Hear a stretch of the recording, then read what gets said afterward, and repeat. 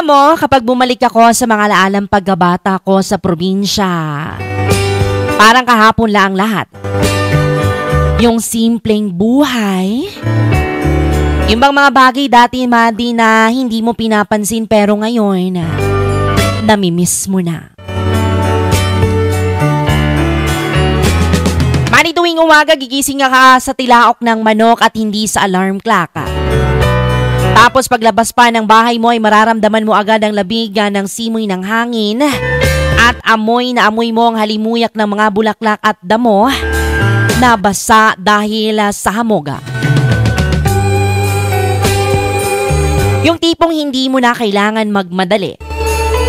Dati, yung bang walang cellphone na hawak-hawakan, kundi pamalo lang ni nanay kapag late ka nang gumising. Tapos, didiretso ka na lang sa